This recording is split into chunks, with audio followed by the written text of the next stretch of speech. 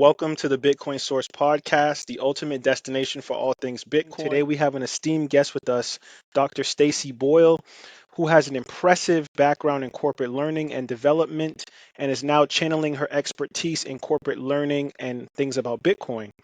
Dr. Boyle's journey and mission to spread Bitcoin awareness promises to provide us with some insightful, valuable conversation today. Welcome, Dr. Boyle. Thank you, Dadu. I'm thrilled and excited to be here. I've been listening to all your podcasts. I'm like, yay, I'm up next. This is exciting. So, Stacy, quick question. How did you and Justin meet? Because I know that a lot of people are saying that like Justin is the Snoop Dogg of Bitcoin and you're like the Martha Stewart. Yeah, that's funny. We have been called that before. Actually, I think I forgot who it was. I was talking to them something about our nonprofit, and they're like, "You guys realize you're the Martha and Snoop Dogg of Bitcoin?" And I'm like, "Yeah, you got the old white lady, you got the young black man." And then Justin said, "Yeah, but in this case, Snoop Dogg's the one who went to prison, not Martha." I'm like, "Yeah, I haven't been to prison yet, but I could probably get mad enough that I have to go to prison for something. I don't know, but not yet." So yeah, that's kind of interesting. People have given us the moniker of, the Martha and Snoop Dogg of Bitcoin. So we take it. I wear the badge honorably. Yeah. Most definitely. So, Stacy, I really want to dig into, of course, your career and what you've done so much in the past, and kind of how that intersection comes into Bitcoin. But what led you to pivot into this focus towards Bitcoin, and what inspired you to embark on this journey of educating and empowering others about the value of Bitcoin for humanity? That's a really good question. And when I think about it, my journey, let's say my journey to having an open mind, probably started, I would think like around 2003 when pre-Bitcoin, right? But I read the book Salt. I don't know if you've ever read that book by Mark Kurlansky. I was amazed. Like, I just thought salt was salt, table salt. I didn't really think about it. It didn't occur to me. It's just a thing, whatever. It's just in my life. I have to deal with it. Um, but the book talked about how they used salt as currency, and they funded wars with salt, and they traded with salt. So, of course, I knew all about the barter system and all that. But when I thought about something else other than like bartering, your goods and wares, something else being a currency, I'm like, wait, how can that be a thing? Like, how could they use salt? Then I started learning about the seashells and all this, and I was like, wait, there's something other than dollars? So that was sitting in my head, kind of marinating, I think, all these years, because I never looked at salt the same. As a result, I'm like, this is a really valuable, used to be, it's a commodity for us now, but it was a currency back in the day. And so that was really amazing. And that's what really woke me up and I think opened my eyes. And then when I started learning about Bitcoin and hearing more about it, I think I was sort of primed already through my reading and learning about that. So I'm a Gen X. So when I heard about Bitcoin the first time was Silk Road, right? And that was not a good presentation, right? To learn about Bitcoin on Silk Road. Because when somebody talked about Bitcoin, first thing I thought it was, nope, criminals. Nope, sex trafficking, child trafficking, human organ, like all the bad stuff I don't even know about. And I don't kind of want to know about. But I'm like, no way. So I think that phrase, you give Bitcoin the price you deserve, I didn't deserve it back then. I for sure was not open to it. I wasn't going to get it $100. Just wasn't going to be possible for me. So it wasn't until COVID really that I, stuck at home like everybody else. I had my own consulting business. All my clients said, nope, closed all my contracts ended, and I literally had no work. And I'm like, wait, why is this a thing? Like, I'm not used to not working. I've worked full time since I was 15 years old. Like, this is crazy. And then, so of course my sister tells me about an app called Clubhouse. So I go on Clubhouse, start going through all the rooms. I'm like, okay, none of these are interesting. I find Cafe Bitcoin. I start listening. I'm like, I was wondering about this cryptocurrency thing. What's it about? I don't understand it.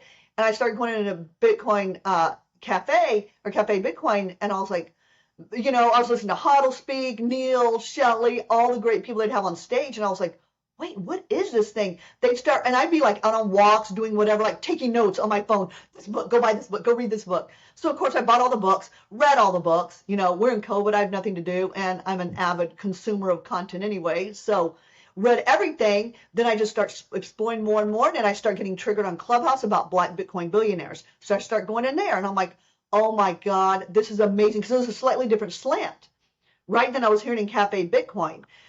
They'd weave a little more crypto and BBB, but, or they'd allow more Bitcoin questions than they would in the Maxi room. No. Yeah, there's no crypto. Like, you're done. HODL would shut you down. You're out, essentially.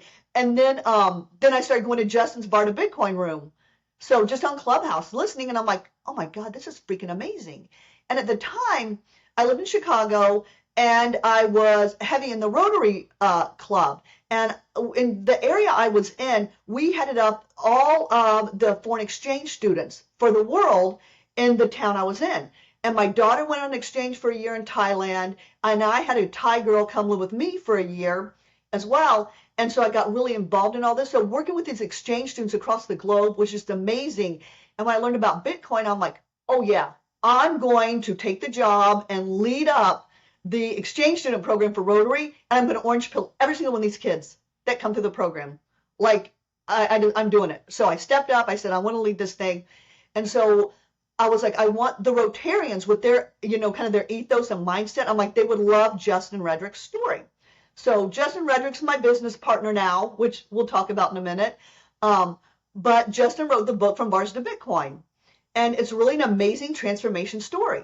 And I'm like, the Rotarians would love it. And if I can orange pill these Rotarians, then I won't get so much flack when I'm orange pilling all the exchange students. So I like kind of, grassrooted it from the bottom up. So Justin did a presentation for us, a virtual presentation, and it went over well. We sold a few books, and they were really impressed. And I think that was the end of so I just started talking to Justin, and we kind of stayed in touch across time. And then in summer of 21, I'm living in Chicago. I go to my sister's house in San Diego for Christmas, and it's beautiful weather, all nice. And my daughter and I get back home and, back to Chicago when it's freaking cold as heck, snowing. And I got, white knuckling it all the way, drive home from the airport. I get home and I'm pissed because I was like in San Diego, nice weather, and I got to come to this crap. And I get home, my neighbors are snow blowing. I'm like, yuck, I don't want to do this. I'm like, let me go check the mail. So I go out the driveway, check the mail, fall, hit my head, break my phone. Hey there, fellow Bitcoin enthusiasts. We just wanted to take a moment to appreciate you for tuning in to the Bitcoin Source, a Bitcoin conversation. Your support means the world to us as we dive into the exciting world of Bitcoin, blockchain, and all things cryptocurrency. If you've been enjoying our content, don't forget to hit that like button. It's like a virtual high five that keeps us motivated. And hey, sharing is caring. If you know someone who'd geek out over Bitcoin as much as we do, hit that share button. Finally, if you want to stay up to date with all our latest episodes and insights, make sure to hit that subscribe button and ring the notification bell. You won't want to miss a single update. Thanks for being a part of our community. Keep exploring, and remember, the future is decentralized. Now back to the episode. And I walked in the house and I just had a colossal meltdown. I said, I'm done. I'm done. I'm not going to live here anymore. My daughter's like, what? And I'm like, I'm moving to Las Vegas.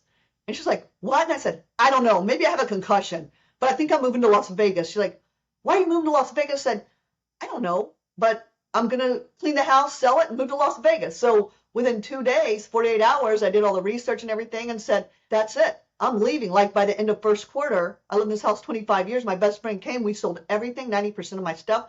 I'm in a rental now. So I flew to Vegas, got a rental. I said by April 1, by the end of first quarter 22, I'm in Vegas. And I figured out what happened was when I was going through this whole process, when I fell and hit my head, it's like something came to me, and I say it's Satoshi. Satoshi literally came to me and gave me a vision, and I could see me driving my car in Vegas. Satoshi told me to go to Vegas. So I didn't pick Vegas. Vegas picked me. And I started the Bitcoin meetup in Henderson. There was already one, but it was kind of dead. So now I started the Henderson one. We're merging with the Summerlin group now. So we're going to get a bigger Vegas area Bitcoin meetup. And we've got projects and plans. And I'll get into that a little bit more because we've got some blue sky initiatives that we need some help with that I want to talk about. So meanwhile, I'm going through this whole process still talking to Justin. So I had sent Justin a copy of my book. I read his book, From Bars to Bitcoin. So we were always texting and talking about it. And then he read my book, and I'd wake up in the mornings and he'd send me snapshots of where he read something on my book and highlighted it and circled it and made some notes. I'm like, God, this guy's like really digging in. What is this? Then he's like, I've got some questions for you. Can we talk about your book? And I'm like, yeah. So we get on the phone, start talking. I'm like, this guy's freaking amazing. He's really into this, and he's driven, and he's focused. and we just kind of became friends. Like we're really aligned. Like I like him a lot and he likes me, and kind of ethically we're aligned. So we both have a big vision for Bitcoin. We're both into Bitcoin and we want to help these kind of underserved communities. We've both been focusing on that. So we just decided, I decided in the end of March that I've been in the corporate space for 25 years in the learning and development, a career, the classic, heels in the airport, flying everywhere, all these years. And it's kind of interesting because now that I like sincerely have pivoted from the core learning development space, I've been in 25 years. I was pretty much an influencer in that space. I mean, I have no problem talking to people. They would say, oh, we got to solve a learning problem. Call Stacey. Did you call Stacey? She'll help you figure this out. Right. So that's how I drove all my consulting business. And I get over here and I'm like, wow, nobody listens to me. Nobody wants to talk to me. People cancel calls. And I'm like, bro, like, it's me. Come on now. Like, I'm going to help you. We're going to figure this out and do something amazing. But it's kind of interesting because Justin's the influencer here, right? So Justin's the one that kind of leads in the front door. And I kind of say I'm like the wizard behind the curtain. The puppet master kind of, we're both thinking through some of this, but I'm kind of executing a lot just to make this happen. And we both agreed that what we want to do is work with these underserved communities, and Justin's passion is working with correctional facilities. So that's what we've done now. So we've set up our nonprofit, and it's called Bitcoin Transformation Community, bitcointransformationcommunity.org. We're a Nevada-based company. I live in Nevada. Justin lives in North Carolina, so we don't get to see each other that often. But we're excited. We built out a heck of a website. We've got a lot of initiatives on there that we can talk about it in a bit too. But that's kind of the long story of how I got here. I didn't expect it. And it's been a challenge and fun and exciting. Yes, definitely, Stacey. And what's crazy is that, I want to talk to you about the education portion of it because, of course, you, Justin, CJ, the smart guy, you have like this powerhouse team, and education has been the basis of all of this. So, like, could you kind of get into some of the initiatives and the education aspects of your 501c3? Yeah, so Justin, like I said, I've been in learning and development a long time. I've taught at universities, I've taught a lot of courses. Primarily in my career, what I did was work with chief learning officers to build out their learning strategy, their tech strategy, and primarily my focus was quantitative, so the measurement and evaluation strategy. That's what I've kind of done as like ROI models over the years for a lot of different companies, the government, nonprofits, and all that. But Justin has also been teaching, right? He was teaching on Clubhouse about Bitcoin, and he was teaching to people that are recently released from prison about Bitcoin. And we've got those testimonials on our website. So he's been doing his education stuff. I've been doing my education stuff. Mine's more formal. His is School of Hard Knocks, but it doesn't matter. Same result, same outcome, right? Maybe we don't need all the structure on the formal piece because the School of Hard Knocks process seems to be working in some ways. So we're focused right now on going into prisons and educating people that are incarcerated. We have three goals. It's called a Bars to Bitcoin reentry tour, prison reentry tour. So what we're doing is we're going into prisons, educating these people with three goals in mind. One, to increase Bitcoin awareness. Just, they may have heard of it, and who knows, those people may even know more than we do. They may have bigger stacks than all of us do combined. I don't know, right? We don't know. So to increase Bitcoin awareness. Two is to increase hope, right? And we're going to measure all this, and I'll tell you how we're going to do it, to increase hope in these people. Because when they have hope, that's what's going to break these generational cycles of lack of financial literacy. The problem is financial literacy. And Justin and I've got we're doing a lot of podcasts, and we're putting out some videos around the problem with this. And one of the problems that we're talking about, primarily when we go to prisons, is the relationship between money and time.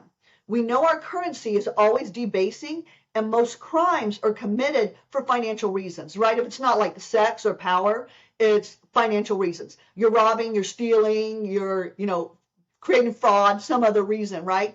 So we're like, you're creating crime, creating these, or, generating these crimes for a currency that's debasing. So now you're going to commit a crime for money. You're going to go into prison 2, 3, 4, 5, 6, 7, how many years, come out, the money's worth less than what you stole at the beginning or whatever you committed the crime. It's not worth it.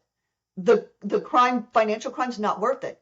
And I think if people have better financial and stronger financial literacy, then they'll get home, right? And we'll have these knock-on effects. Well, they will educate their children, their kids, their families, their friends, their communities, right? Because these knock-on effects, these ripple effects are what we have to drive with this education. So that's our ideas. One, to drive Bitcoin awareness. Two, to drive hope, because these people will earn family sustaining wages, right? Because they're smarter. And what we're doing is we're also providing them the skills to be able to then get jobs in the mining industry or in the Bitcoin ecosystem. And let me tell you for a second why we're focused on mining right now. Because sense of urgency, right? All the miners are telling us we need people, we need people. It can be low skill people, low level people to unpack rigs, get them on the shelves, or we need, programmers. We need people to mine, to literally sit there and mine Bitcoin. So all these kind of roles and skills that the mining companies need, we can get. The people that get out of prison, if they're interested in Bitcoin and they have low skills, maybe they don't even have a GED, they can help these miners. They can do the manual labor, the physical labor. They love maybe working outside in Texas. I don't know, not me, but for them, yeah. So we're giving these people, regardless of their current skill level, we're going to be able to match them to employers, specifically in the mining, right? Because there's a sense of urgency with the halving coming and all that, to give them jobs in the Bitcoin space. And if mining's not their thing, they don't want to deal that, but they're like, I like marketing or accounting or, I don't know, learning and development, whatever, there's a job for them in the Bitcoin ecosystem, and we'll match them. And so our three goals with the program is to increase Bitcoin awareness, one. Two is to increase hope for this targeted population. And then three is to provide skilled and credentialed talent to the Bitcoin employers. So those are our three goals. We have them outlined on our website.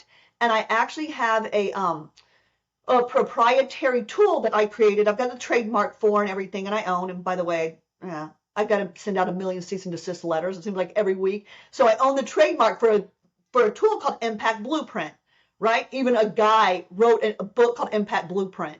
And I'm like, yeah, nah, you got to talk to the attorney. It's not going to fly, bro. It's mine, So we own Impact Blueprint, and it's what I use with nonprofits to show the impact of their investments that I was evaluating all these years. So the nonprofits loved it. So what I've done is taken that proprietary tool that we have, used it now with our space, and you will see on our website, I made a little 20-minute video where I walk everybody through the Impact Blueprint for the Bars to Bitcoin initiative. So I show that you make an investment in Bars to Bitcoin. These are the three goals we're going to accomplish, and here are the activities we're going to take to accomplish the three goals. Right? We're going to go into prisons. We're going to train them. We're going to assess their satisfaction. It's all listed in there.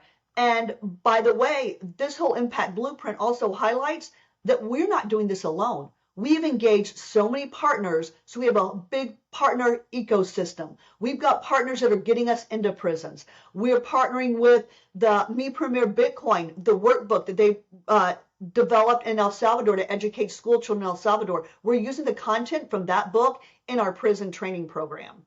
We've got Shamory. We're going in, and when we go in second time, we're going to play the Shamory game, right? We've got the Shamory children's books, because that's fun, easy to read, right? We can pass around the book when we get to the prisons for people to read and just start thinking of something fun.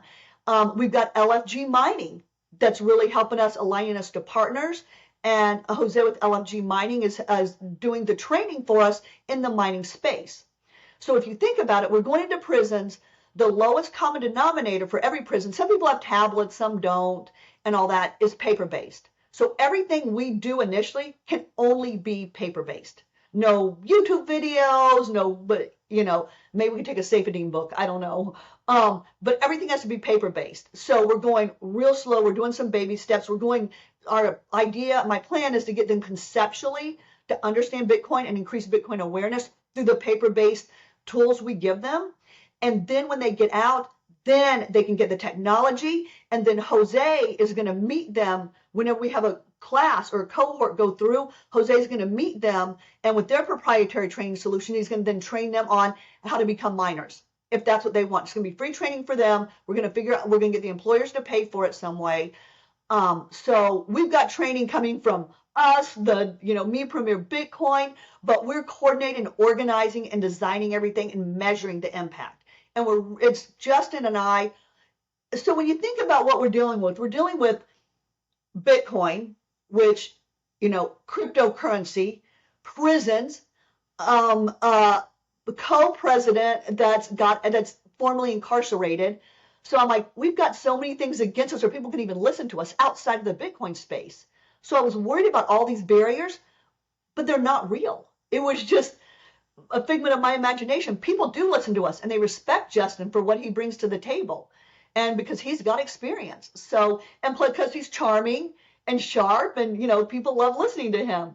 So that's how we're going about educating people, and that's just one start of what we're doing. And what another project that we've identified is when we talk to these mining companies, I say, look, we'll build out a training program, but I need to know what skills you're targeting so I can design the training to develop the targeted skills, right? Because that's what I did my whole corporate life was I worked with large organizations like Fortune 500 on how to convert their organizations to become SBOs, called skills-based organization, right? Because when you become a skills-based organization, what it does, it removes all the systemic prejudice in the system. So it doesn't look and say, oh, a resume, Stacey or Dadu. The names, let me hire Stacey. That sounds more like a white person. Dadu, I don't know where that person's from. I don't know about that. So let's hire the white person. That's the safer route to go, right? And then I got a PhD. So let's hire that person. Oh, wait, it's a girl with a PhD? Nah, we got to hire a guy. Like the good thing about skills-based is it removes all that systemic prejudice. It just looks at the skills. What skills do you have? A, B, C, and what level of proficiency? And then we decide how to hire. It doesn't matter what you look like. You're a veteran, you're disabled, anything. It doesn't matter, right? It's just you've got the skills. And in the future, it won't matter where you've got the skills. You won't have to spend all this money and go to a brick and mortar college like I did back in the day, right? You can earn your skills anywhere, YouTube, right? We learn them on podcasts. How did I learn about Bitcoin? All on my own remotely. I didn't take a class or anything like that.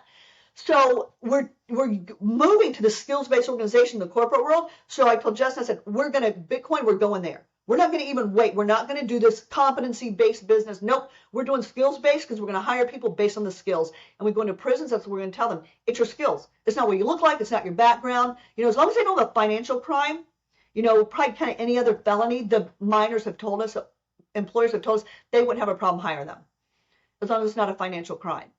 So kind of long story again, but that's, what we're doing to make it happen. So we've got this other initiative where we're working the mining companies are telling us they don't know what skills they need. So we're working with the mining companies to identify the skills they think they need because their HR departments already have them.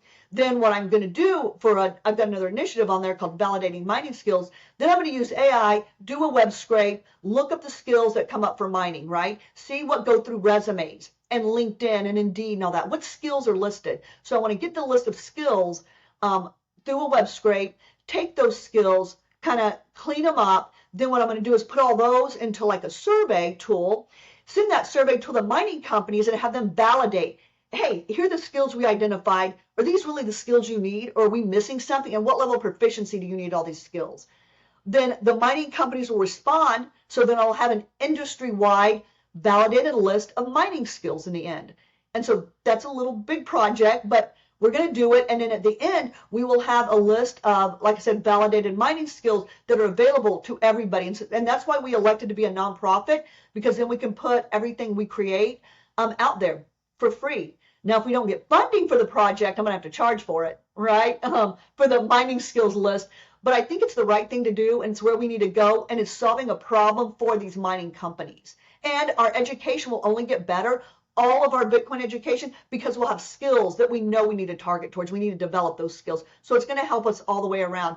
It's a little cart before the horse because we're training before we know the skills. That's okay. We got a rough idea of what to do. So yeah, I hope that's a long answer to the education side, but that's where we are now. Yeah, definitely. That was really good insight on what your 501c3 is trying to do. And a question I had for you, Stacey, is, how do you see Bitcoin impacting the financial institutions? Because of course, when people come home from prison or you have a 501c3, you could have funding in any form. You could give stocks, you could have, nonprofit funding. Like, why Bitcoin, and how is education going to play in helping those institutions actually navigate the evolving landscape? Which one's the best crypto asset? Well, Bitcoin's the best crypto asset. Okay, what's the second best? There is no second best. There's no second best crypto asset. There's a crypto asset. It's called Bitcoin, right? Right? There's no second best, okay? But take all your money, buy Bitcoin, then take all your time, figure out how to borrow more money to buy more Bitcoin, then take all your time and figure out what you can sell to buy Bitcoin. And if you absolutely love the thing that you don't want to sell it, go mortgage your house and buy Bitcoin with it. And if you've got a business that you love because your family works for the business that's in your family for 37 years and you can't bear to sell it, mortgage it, finance it, and convert the proceeds into the hardest money on earth, which is Bitcoin. This channel is for education purposes only and is not affiliated with any financial institution. This is not financial advice. Don't forget to like the video and subscribe to the channel. Now back to the episode. So is your question the participant, the inmates that come out, or the... A little bit of both, because when the inmates come out, they're going to be working towards Bitcoin. Bitcoin is going to kind of be the currency that they're going to be working towards as a form of savings. But then also when you're looking at it from the corporate side, when you're conversing with financial institutions, when you say the word Bitcoin, they're like, what are you talking about? So I wanted to know, because I know you're an expert in this, like, how are you going to kind of like create this synergy between the returned citizen being paid in Bitcoin and the financial institution looking at how Bitcoin can impact their balance sheet, or working with your 501c3? I got you. Great point. Great point. And I will tell you, I've got some scars from this exact experience. Literally trying to open up the bank account for our business. Like, people are saying, why did you call yourself Bitcoin Transformation Community? Why do you have Bitcoin in the name? I'm not opening an account. I got kicked out of 2 banks and they're like, nope, don't talk to us. Cryptocurrency or marijuana? They're like, crypto or weed, Bitcoin weed? I was talking to these Vegas banks like, bye-bye. Nope, they weren't doing it. Then because I was trying to go with these regional banks, and I know there's a risk there and all that. I know all this stuff. So we decided to go a couple routes, right? So we had a hard time finding a bank because of our name, but we ended up getting one of the big 5s. We had to go one of the big banks, and what my first choice, when our first route, it wasn't CJ, our CFO. It wasn't CJ's first choice either, but we could do what we got to do, right? Our bank account can be shut down. It could be shut down because of our name. I get it. And they do call me and check in on things. But I'm not worried about it, because that's why we're transparent. I said, we're totally transparent. Go on our website, everything you want to know. Literally open kimono. What you want to know, I'll tell you. That's why we chose nonprofit. So I think the people, Justin Austin says this because he has way more experience dealing with inmates than I do. He's like, look, when I talk to inmates and they get out, they just need USD because they have to live. They've got to eat. Maybe they have families. Maybe they have children. Maybe they have elderly parents. Whatever the situation may be. They have to have basic necessities. When you think of Maslow's hierarchy, right? The basic needs. They can't navigate the world in Bitcoin right now for basic needs. They get out. They've got to have some dollars. So they've got to get paid in USD.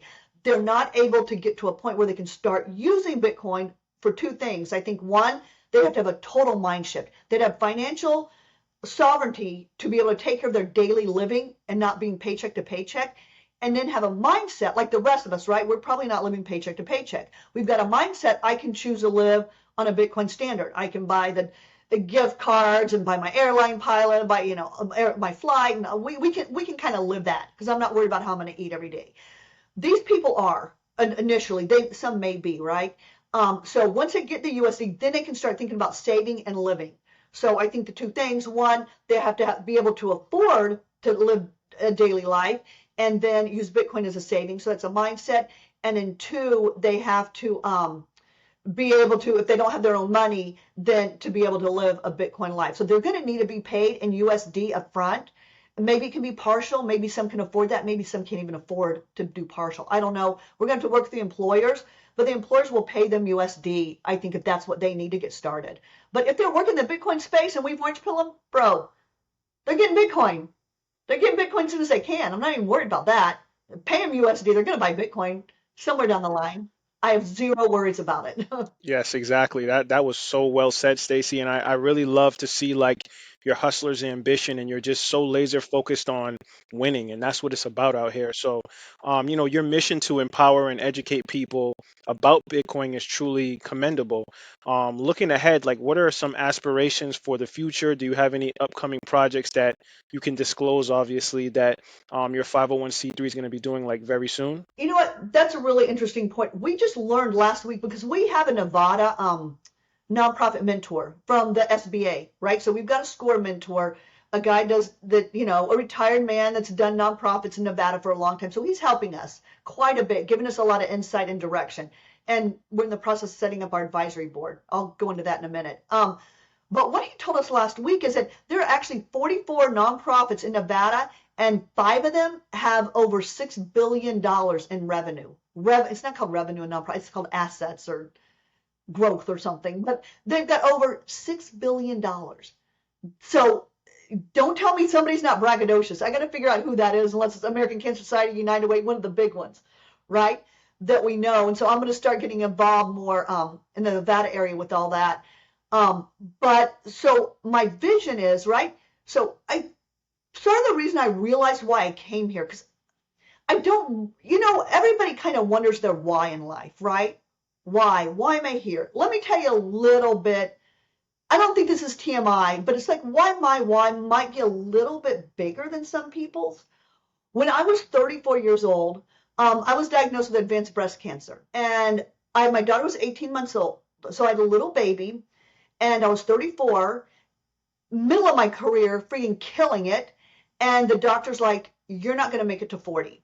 This is bad. You're stage 3, but you're not going to make it to 40. So go home, get your affairs in order, and figure out what you're going to do. So I was like, okay, I'm done. Like, what am I going to do? So I went through all the treatment, of course. I had chemo, radiation, surgeries. I did all that stuff. And then I got to 40, and I'm like, wait, why am I still here? Why did I survive? I don't understand why. Other people don't survive. Why did I survive? I mean, maybe it's my age. I don't know. So that why always nags the back of my head. Why was I fortunate enough to survive? I'm doing something. I'm on a mission to do something. And I kind of now realize that's Bitcoin. Like Satoshi kept me alive back in the day so that I can navigate to get here eventually. And so I started thinking about, that's why I moved to Vegas, because that's it. That's what's going to happen. This is my why, and I just discovered it. And so what I want to do is, our whole goal is to get weave Bitcoin into human consciousness. That's our goal. How are we going to do that? And I know that Las Vegas is the #1 tourist destination in the U.S., number 4, number 5 in the world, right? So we have so many international tourists. I think I just saw the stats, 4 million people come here last month alone. 40 million mouths, 80 million eyeballs to go back home and, multiply effect, knock-on effect, this work. So, and when you come to Vegas, Vegas is a fiat place. You better have money, you're going to gamble, you're going to eat, you're going to do whatever it is you want to do that I don't even want to know about maybe, that takes money, right? So I'm like, it's about money when you're here. And I'm like, okay, if we could just raise awareness with the Bitcoin logo and Bitcoin accepted here sticker, everywhere they go, that's going to get in their consciousness, and they're going to go back and be like, man, dude, I went to Vegas and everything's about Bitcoin. You want to buy a cupcake? You want to buy a tequila shot? You want a lap dance? Whatever you want, you can pay for it in Bitcoin. And I'm like, that's going to wake people up. So there's already a lot of places that accept Bitcoin in Vegas. So one thing I did on our website was I did a lot of research, talked to a lot of people, and under one of the initiatives, we have an initiative called SMB, Small Medium Businesses, right? And I have a directory in there with logos of the places in Vegas that accept Bitcoin. So if you're a Bitcoiner coming to Vegas, or you're a Vegas SMB, hit me up on the DMs and we'll get your logo in there. And like literally, I just orange pilled my hairdresser. And so she's on there, right? So everybody, places that accept it, D Hotel, there's a strip club, I forget what it's called, it's on there. So it's on there. There's an automotive center. There's like an Airbnb place. So we've listed all that to drive this Bitcoin ecosystem. And I tell everybody, when you sign up, when I orange pill people, I'll give you this. I bought a bunch of, Bitcoin accepted here stickers, and then they put it up. And then they start having the conversation. So when orange pill all these waitresses, these bartenders, everybody. It's just the multiplier effect's just going on. And we're getting some great diversity of thought in our meetup because all these kind of random people are now coming to our meetup because they met me somewhere. You know, I orange pilled a 17-year-old girl and her boyfriend yesterday at a salon. She's like, yep, we're coming. And she's like, by the way, I'm a finance major in high school because my parents have lost all their money with gambling. They can't manage their money, so I manage the family's money. And I'm like, girl, I'm going to teach you. You're going to help your family. Like, this is going to help. So we're doing all that. And so I want to raise awareness because people come here on vacation. I want to put Bitcoin everywhere. And I do under the Blue Sky initiatives on our website. I want to get some funding. And I think I'm going to put it on Geyser soon too for a Vegas billboard. It's going to be between like $6,000, $8,000, I think, for a month. And I want to choose the prime month, maybe near the airport or somewhere near the strip where people will see it all the time. And they're just going to start thinking about it. Now, it may not have our nonprofit logo. If somebody like Cash App decides to fund us, maybe it'll be, I picture like a big black billboard with an orange bee, maybe a little Cash App logo on the bottom or something, you know, whatever. But it's going to be about that bee because I want people talking about it and thinking about it. And that's part of why we called our nonprofit a community, Bitcoin transformation community, because we can't do this alone. We need people to help us. So if there are graphic artists, people that know how to get to billboards, marketing, like people that know all this stuff much better than we do, come on and help us. If anybody wants to go into the prisons with Justin and teach, like for fun, if that's your thing, you want to go in the prisons with Justin and we're coming to your state, let us know. You can go in and do Bitcoin 101 with Justin in the prison. Even if you've got a felony, you know, there's after 5 years, you can go in. You can go in with them. So yeah, so it's community focused, but I want all this Bitcoin awareness in Vegas because it's the one centralized place in the US where a lot of people come and they're thinking about money anyway when they're here. Yeah, I think that what you're saying makes perfect sense, and I'm really happy for you guys, and I really want to see that this 501c3 becomes very successful because we need more people in the Bitcoin ecosystem such as yourselves. But before we go, Stacey, can you give people your social media handles and any places that they can find your website, your contact information, so people can find this 501c3? Yeah, so our primary plan right now, like on our roadmap, is to grow the Bars to Bitcoin initiative because we think that's where we're going to have one of the strongest impacts. And once we get the mining skills thing done, our training is going to be tighter because we're going to have it tied, aligned to the skills, right? Then we're going to take that and then hopefully we build out that program and then can sell it to the Department of Corrections. And that program will include not just assets from us, but assets from all over. Maybe we'll have the Shamory cards in part of the program, right? Maybe we'll use part of the Me Premier Bitcoin. We'll have part of their workbook in there. So and we'll have YouTube videos. We got safety. We got tons of books and content, right? I don't need to go through any of this list. We all know it. But whatever we kind of create and generate, our ideas then sell it to the Department of Corrections. And then to get us into more prisons. And the goal, I told Justin, is I want it to be a train the trainer. Justin can't be going to prisons by himself, into all the prisons by himself. So if there's anybody that, like, I don't know, Montana, that, you know, is a Bitcoiner and they love it and they want to do the education, maybe we can get to a point where we train the trainer, we train them, and we kind of, you know, franchise our model, and they can then go into the prisons there and train and educate on Bitcoin. And we're working on the employment, providing opportunities for people to earn family sustaining wages on the back end. But right now it's to grow and to get more known in the US in the reentry space. So we're sort of, that's why we say we work at the intersection of Bitcoin and prison reform. We're right in the middle. So we dabble in Bitcoin space and the reentry prison space too. That's where we spend half our lives as well. So we're looking for grants and all that space. But I want to build out a train the trainer model so that this can really blow up and grow. And hopefully the Department of Corrections, we build a program they purchase from us. And more funds will just mean more programs from us. That's all it means. Yeah. And then, you know, kind of some of the way we come up with our projects are just identifying gaps, like the mining skills gap. I didn't know such a thing. And Justin went to Empower and he was talking to them about the skills they need, like, some low skills. We don't really know. When he came back, I'm like, that's not a thing. They have to know what skills they want. You know, we got to figure this out. And so just randomly, so all these problems we identify that we think fall within our bailiwick, we will tackle and we will handle. Our biggest challenge right now literally is funding because it's all self-funded right now. So we're working on grants and applying for grants and, and funding. We've got our Geyser project out right now. Some people have thrown sats our way. And the one thing that we've learned is that there's like a quote that I like to say, and it's like, don't tell me what you value, show me your budget. Because your budget is your money, and your money is your proof of work. So Dadu might come to Stacey and say, I love your Bars to Bitcoin. I love it. It's a great program. But I'm so glad. And by the way, good luck with that.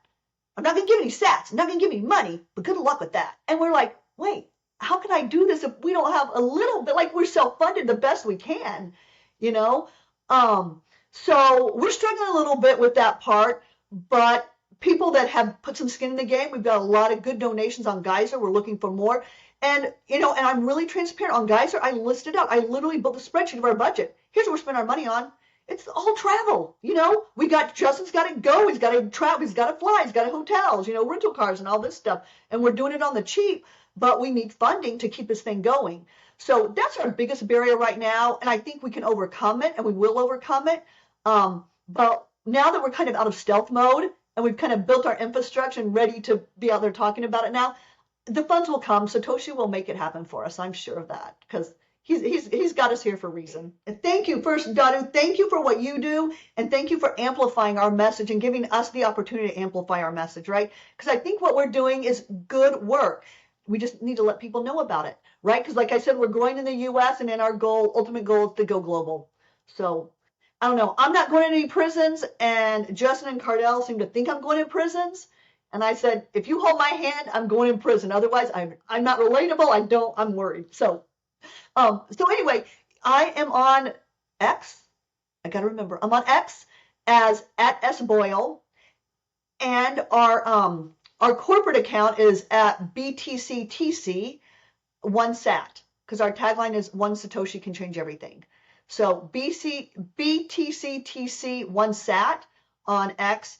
And our website is bitcointransformationcommunity.org or btctc.org. It all feeds in the same place. And we've got a lot of, if you guys look at our website, and we've got a lot of learning resources I've curated. If there are any assets or anything else or any SMBs people want to put on there, DM me, let me know. Let's talk, because I can put them on our website and share them out. And so those are probably the best ways to connect and follow us. And Justin and I are going to start doing more Twitter spaces and things like that to get our message out. So anybody that can amplify and share a message would be great, would really help the initiatives. Yes, Stacey, thank you. So once again, I really appreciate this conversation, and I hope that my audience at the Bitcoin Source will really take in this information and come out and support you guys. Please send some Satoshis to this 501c3. They need the funding, they need the support, and they're doing it for a good cause. So thank you for being on the Bitcoin Source, a Bitcoin conversation. Have a good one. Thank you so much. I appreciate the opportunity. Take care.